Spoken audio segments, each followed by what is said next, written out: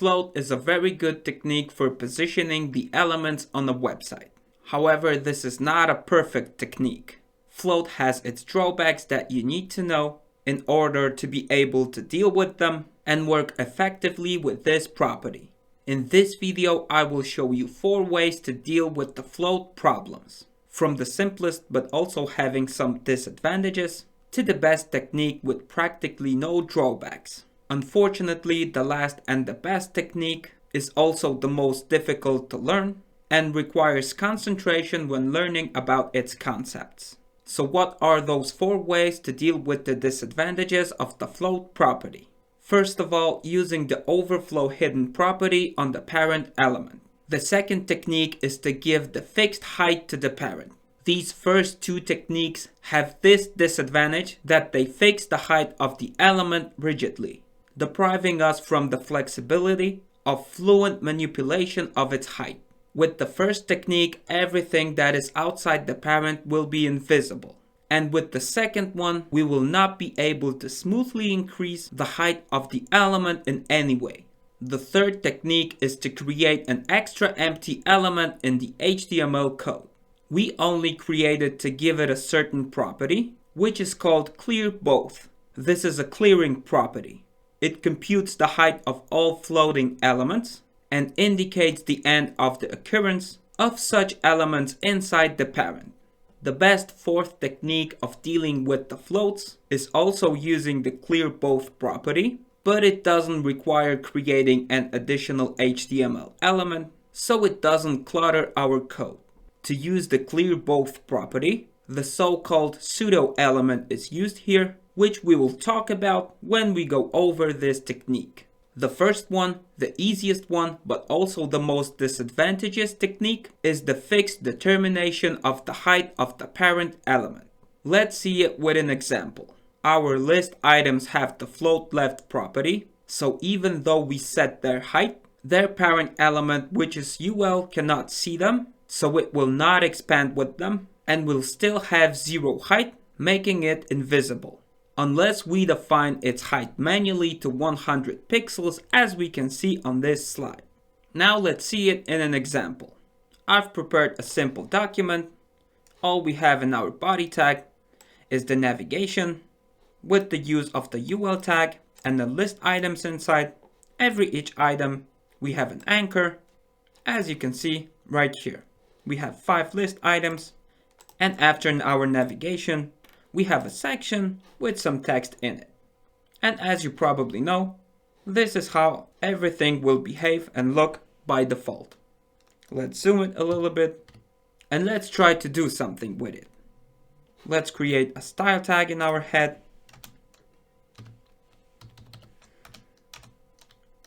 Let's get rid of this list style, of those dots, with the list style none, like this. Now let's do the initial reset. Padding 0, margin 0, like this. And let's set our list items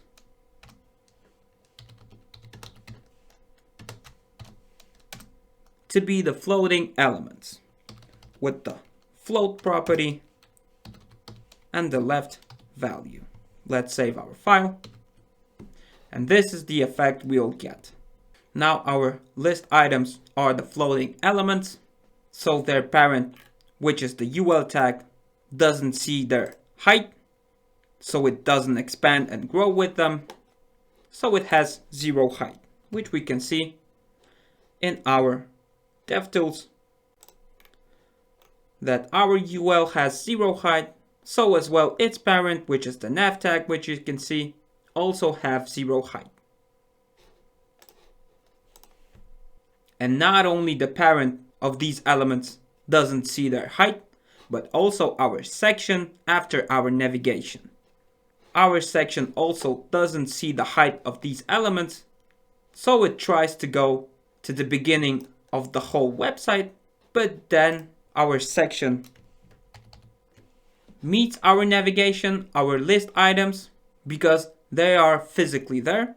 It's just that the section doesn't see them until it reaches them and is blocked by them. So the rest of the elements will try to go to the beginning of the website until they reach the floating elements. Now let's try to do something with our A tags. Let's go to our CSS code. Let's refer to our A tags in our navigation. Let's use the display property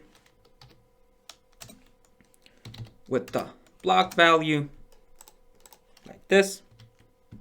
We can see that nothing changed because the float left property is set to the ally items. But now since our A tags are block, we can style them freely. So let's set their height, for example, to 60 pixels like this.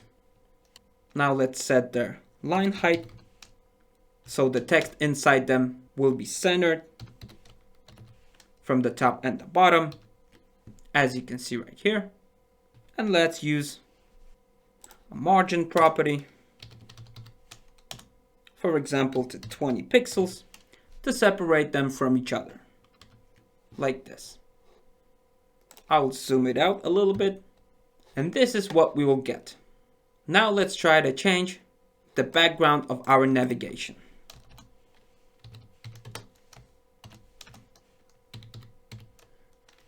For example, to light gray. Let's save our file, and we can see that nothing actually happened. Because as I was showing you, our navigation has still 0 height.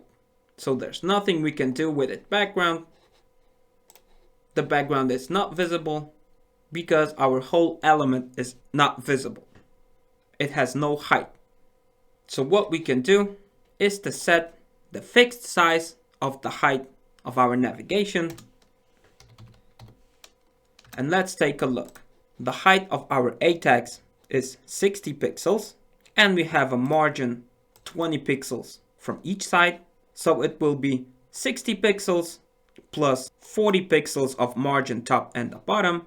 So our navigation to fit with our A tags should have 100 pixels. So that's 60 pixels of the height and 2 times 20 pixels of the margin. Let's see if it works. And voila. Now you can see that our navigation is visible. Its height is by default set to 100%.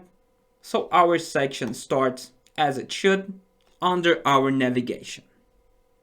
But that's not a perfect solution, and let me show you why. Let's go to our A tag once again. Let's set its color to white and its background color to black. I missed the semicolon right here. Now should everything work? And now we can see it perfectly. This is our navigation. This is our A tag inside it. And at the top and the bottom, we can see the margin, which as we know is not the part of our A tag. So why this solution is not perfect? When we try to change the height of our A tags inside our navigation, as you can see, everything goes down. Now our structure is destroyed once again.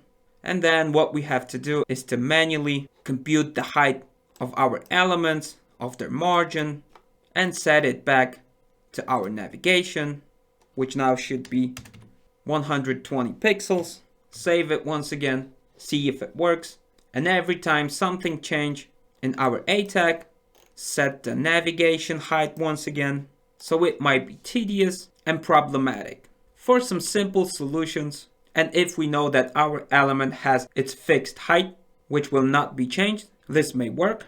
But you have to know that this technique has its own drawbacks. The second way is to set the overflow hidden or overflow auto property to the parent element. Then anything that extends the parent's edges will not be displayed.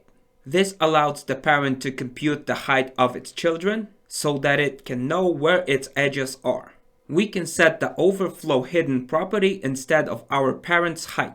This is more convenient because we don't have to enter the fixed parent height and we don't have to change it each time the height of the children changes. But this solution also has its drawbacks. Nothing beyond the edges of the parent will be visible. So if, for example, we want to hover over an element to expand down its submenu or a tooltip, it won't be visible because it will go beyond the parent's edge.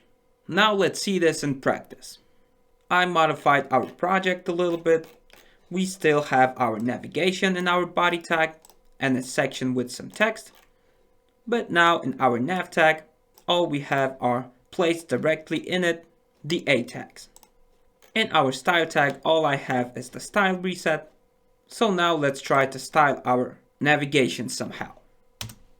Let's refer to our nav tag. Let's give it a background color. Let it be black, like this. Our nav is a block element, so it takes 100% of its width, and its height depends on the children inside, which are our A tags. So now let's try to style our A tags. Let's use the float property. Float, left, let's see the effect. Now we can see that our A tags now are the floating elements. Of course, now our navigation has 0 pixels of its height, so its background color is not visible. And what is interesting, and you should also know, as you may know, the A tag is an inline element by default, but using the float left property, every element starts being blocked this way. We can see it in our DevTools. Let's select our A tag right here, go to the Computed tab, expand it a little bit, and try to find the display property. And as you can see, our A tag has display property with the value of block, even though we know that it's by default inline and we didn't place the display block property in our code. So it's good to remember that using the float property, the element becomes block, even if it was inline before. Let's set the height of our A tags for 60 pixels. Also the line height of it to center our text from the top and the bottom with the same value. Let's separate our elements with the margin property, set to 20 pixels, like this. Let's give it a background color.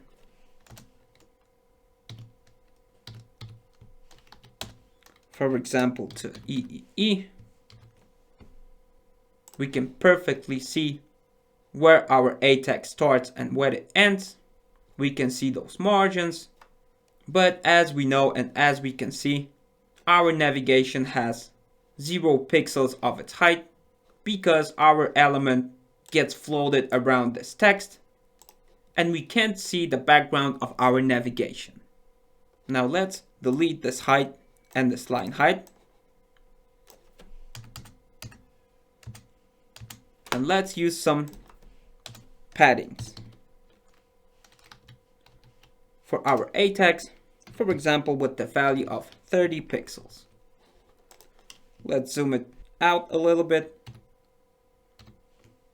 Now our A tags look like this. So let's say we don't want to give a fixed height of our floating elements, because in the previous example it was very simple. Since we had height of the A tag and a margin, we could easily calculate it and place the same value to the height of our navigation. But now take a look that our A tag has no defined height, so its height might be flexible and depending on many other issues like the font size, padding, etc. So it would be even more complicated to set fixed height of our nav to solve the floating elements problem. So in this case, what we can do, and what is a better solution, is to place on a parent, which is the nav tag, the property of overflow with the hidden value. Just like this. And now we can see that our problem with the floating elements, which we also often call simply floats, is being solved. As I said, you can also use the auto value for the overflow property. At this point, dealing with the floats, it will get the same effect, but we usually set it to hidden so that we know that everything that goes beyond the edges of our navigation will be hidden, so it will be invisible. And now we can do whatever we want with our A tags inside it.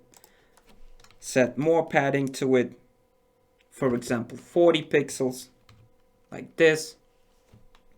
And we can see that the height of our navigation changes as well, and that's definitely good for us. We can even set our padding to 0 if we want, so then the height of our navigation will also decrease.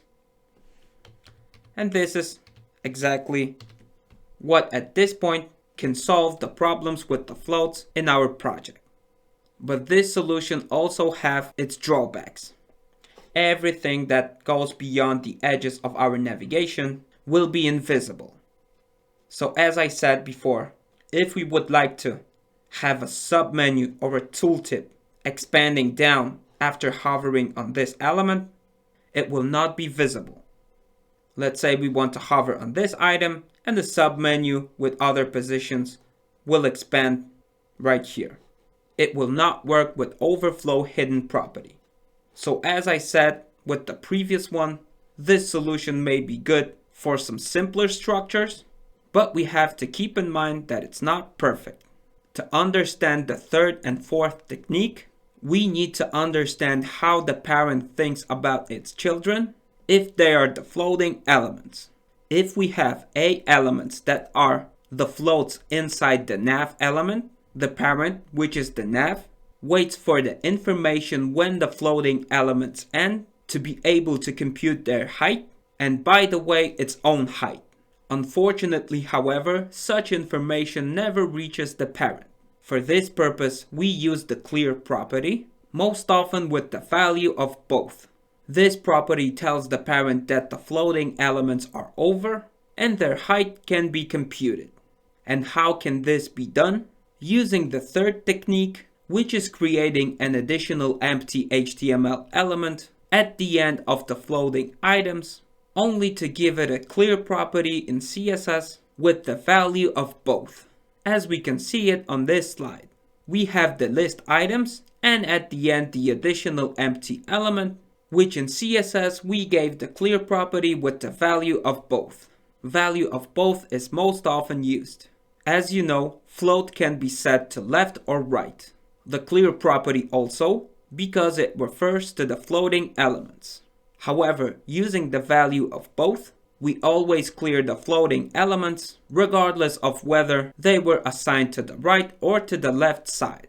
The last empty element should be a block element and must always be at the end of the floating elements for the parent to correctly compute their height.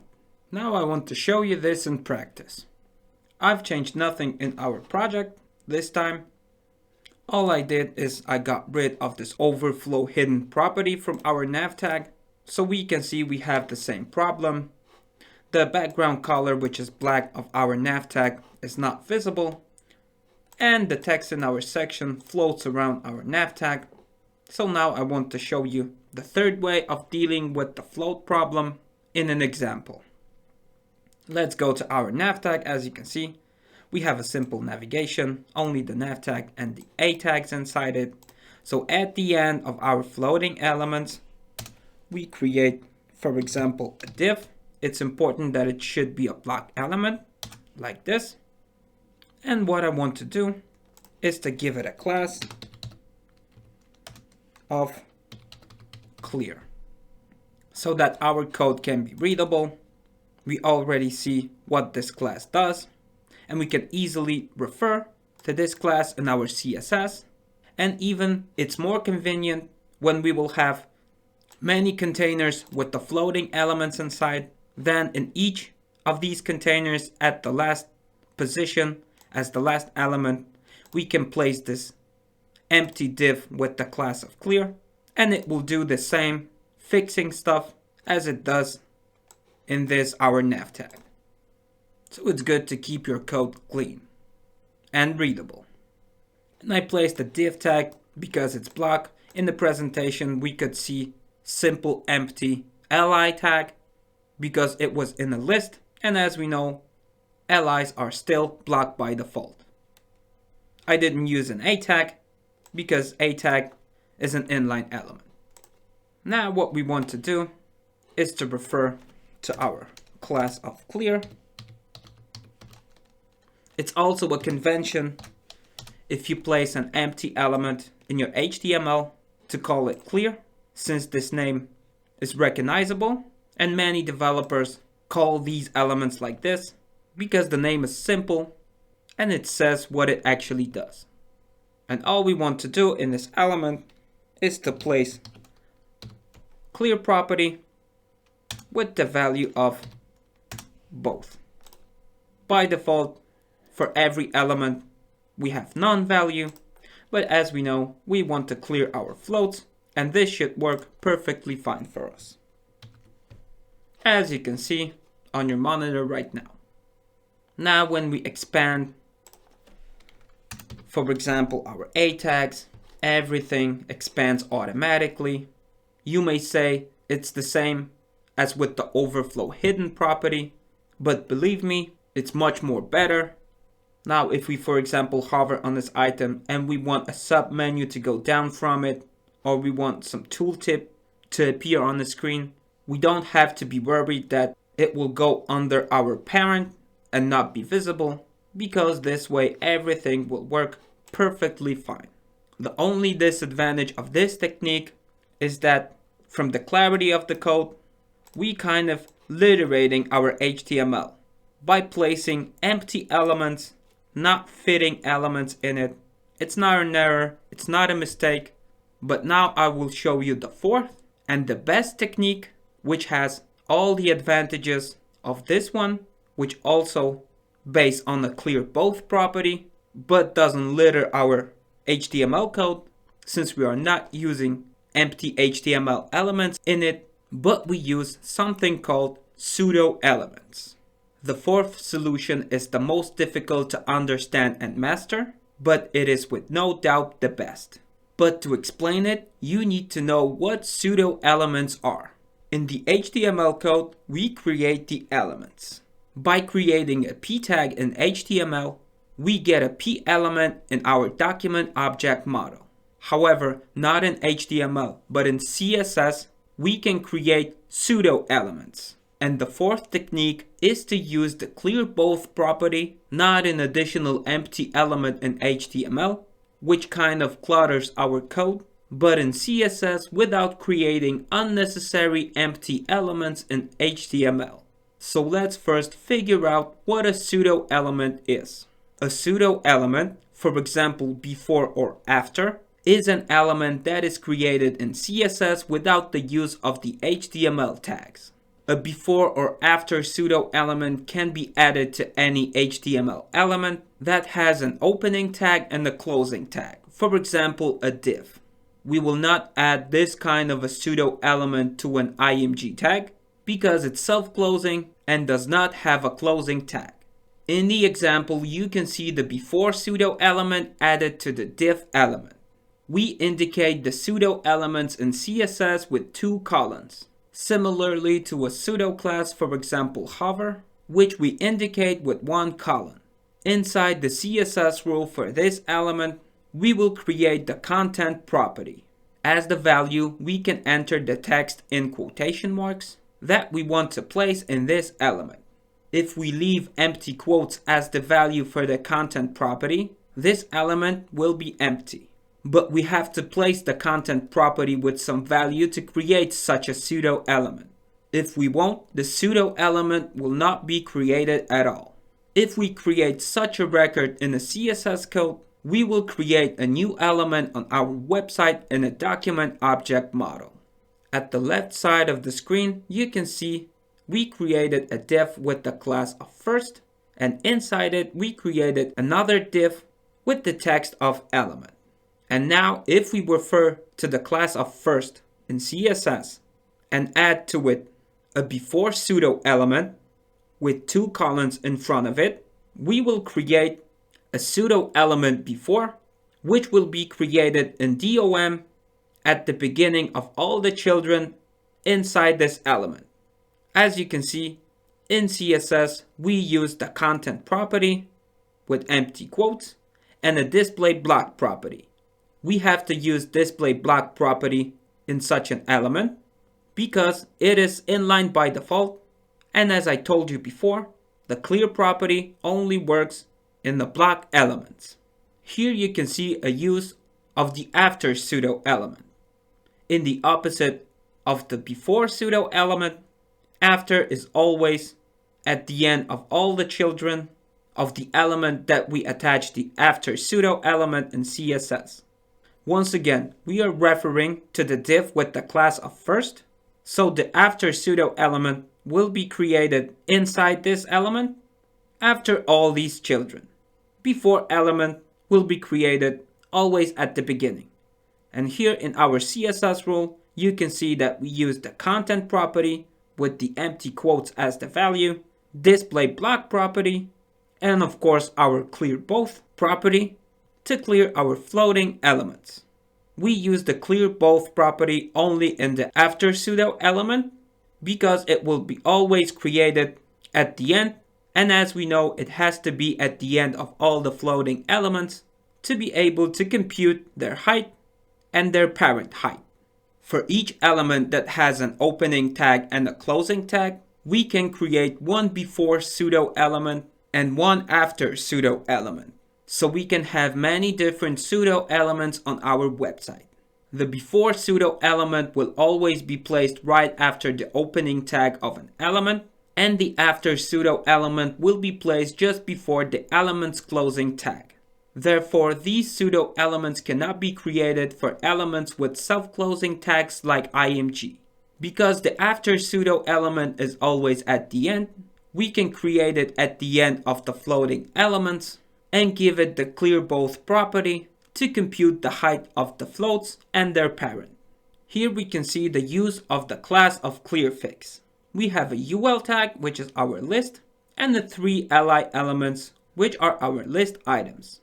And when we give the class of clearfix to the parent, so our UL class, and in CSS we refer to this class and create a pseudo element after to it, we will no longer need a clearing empty element at the end of our list, because instead of it, we will create a pseudo element after with an empty content, display block property, and the clear both property, which will clear all our floating elements without cluttering our HTML code. We can create a clearfix class in CSS with the visible CSS rule, and we can give this class to every parent element that has floating elements inside. This makes our code clear and readable without creating unnecessary empty HTML elements. Remember that there has to be the content property or the element won't be created at all. And the element has to be blocked so that the clear property could work. Pseudo elements are inline by default, so we change them to block this way. Normally, when we would create an empty ally element at the end of our list, we wouldn't need these properties like content and display because the ally element is blocked by default and is created in HTML, so it exists even if it's empty. So what we did in the third technique, creating the empty last element, is only giving it the clear both property. But now, since we're creating a pseudo element, we have to place these 3 properties. The content property with empty quotes, display property with the value of block, and the clear property with the both value. And this is how it looks in our document object model. We have a UL tag with the class of clearfix with 3 list items inside. Of course, the name of clearfix is just a convention. Theoretically, you can call this class however you want, but as I said, it's a popular convention, so it's good to name it clearfix, so everyone reading your code will instantly know what this class does. So we have our UL tag, inside we have our 3 li tags. We refer to this class of clearfix with the pseudo element after in CSS. We give it the content property with empty quotes, as well as display block property and the clear both property. And what you can see on the right of the screen will appear in our document object model. We will get our list, our UL with the class of clearfix, with 3 items inside it, and at the end we will have our after pseudo element, which is empty, so basically invisible and not present in our HTML code, but doing its job, which is clearing the floats. Now let me show you this in practice. What you can see on my screen is this simple project. I only have 2 divs inside my body tag, one with the class of first, the second one with the class of second. The first one is empty, and the second has text of text inside it. Now let me open my DevTools just to show you what is going on inside our document object model when we create pseudo elements. Let's create a style tag inside our head like this. Let's refer to our class of first, and let's create a pseudo element of before, just like this. Let's save the file. Let's see our code in document object model, and we can see no difference. And that's because referring to the pseudo element is not enough. To create a pseudo element, we always have to create its content property. Even if we left it with some empty quotes.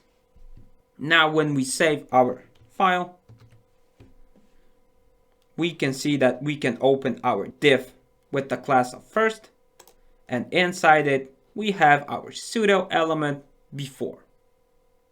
This element is still empty, but now it exists. Of course, in the content property, we can place some text, and it will be visible on our website. But what's worth noticing, not in our document object model. The content of the pseudo elements is not visible in our DOM because it's not made in HTML, but in CSS. So the content of the pseudo elements is visible only in the CSS code and on our website. Let's delete this text for now. Let's save it. And let's create another pseudo element, this time for the class of second. And let's create a pseudo element after. Of course, we have to create the content property for it. And let's leave the empty quotes for now. Let's save our file. And let's see it in our document object model. We have the div with the class of first. Inside we have its pseudo element before. And we have our second div, and inside it we have the text of this div visible in our HTML and its pseudo element after. Let's place some text into the content of our second pseudo element. And you can see it right next to the text of our div. And that's because, as I said before, pseudo elements are inline by default. So what we usually do after placing the content property is to setting its display to block. Without it, the clear property won't work and won't clear our floats.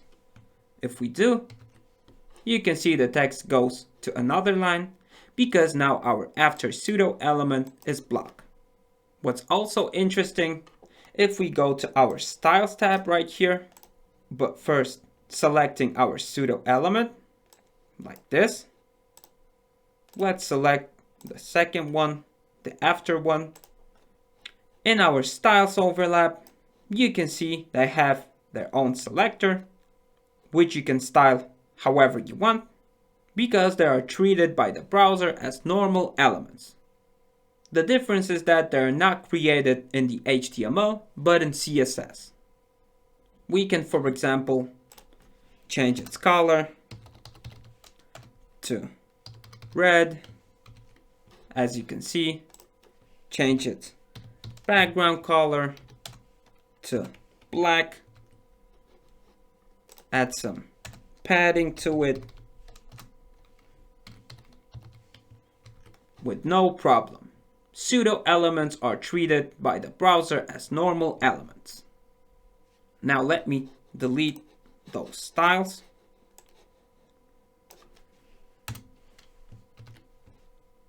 And let's create a new selector. Div with the pseudo element of before. Like this. Let's create its content property, which we will leave empty. And now we can see in our document object model that every div on our website has its before pseudo element. We can also create the after element for every div on our website. It's not a problem.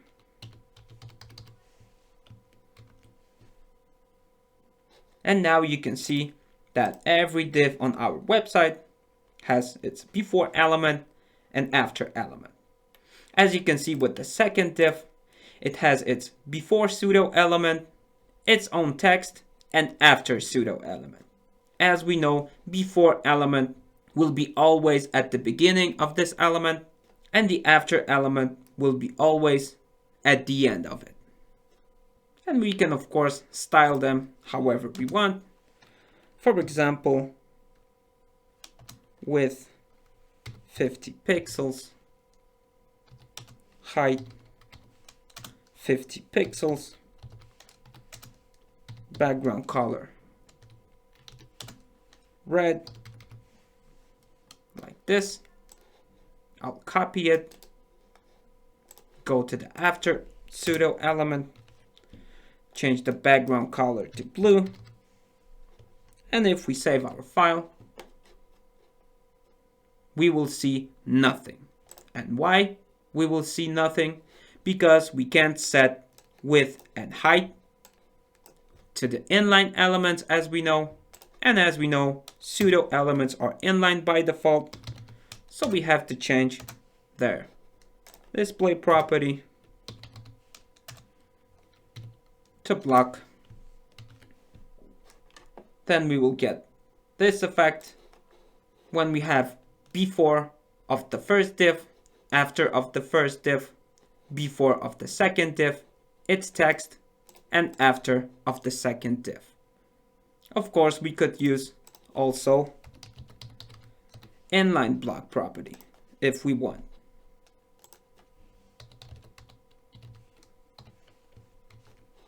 We can style those elements as normal elements in HTML, as you can see. So now let's use pseudo elements to clear our floats. Let's go back to our previous project where we can see our similar problem. We have our nav. Although we use the background color of black to our nav, we can't see it. We can see that our nav has 0 height because the text in our section floats around our navigation. So let's get rid of this problem with the fourth technique, the best technique of dealing with clearing the floats, which are the pseudo elements. all we need to do is to give our navigation in HTML a class of clearfix, like this. And let's refer to this class. We usually do it at the beginning of our CSS because we may use this clearfix class to all the elements that have floats inside them. We refer to it once in our CSS and then use it wherever we want and wherever we need to in our HTML code. So let's refer to it. What we want to do is to create after pseudo element to it, because we want this element to be created at the end of our all floating elements to clear the floats. And what we need to do is to create its content property so that our pseudo element would even create like this. Its display property with the block value, because as we know, pseudo elements are inline by default, and the thing that clearfix class should do. So the clear property with the value of both. As you can see, we can place left. If we have float left, we can place right if we have float right used on our website, but it's always the best to use just both. So no matter if we have our floats set to left or right, the clear property will work. Let's save our file and see what's gonna happen. As you can see, our problem with floats is now solved. Without any drawbacks, we can do whatever we want with our A tags inside. We can make them smaller, we can make them bigger. Everything works perfectly fine, and we didn't place any empty and unnecessary HTML element in our code. All we did was giving the class of clearfix to the parent of the floating elements and refer to it in CSS, creating the after pseudo element with the content property with the empty quotes value, display block property, and clear both property.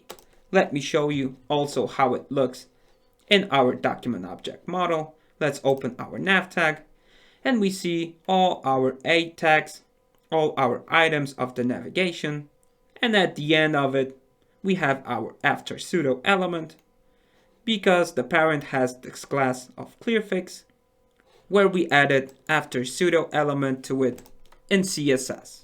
Now we can use this class on every parent that have floats inside without additional styling.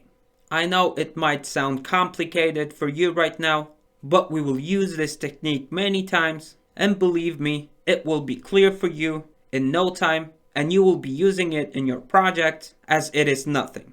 Trust me, this all comes with practice. It was a long ride, so now let's move on.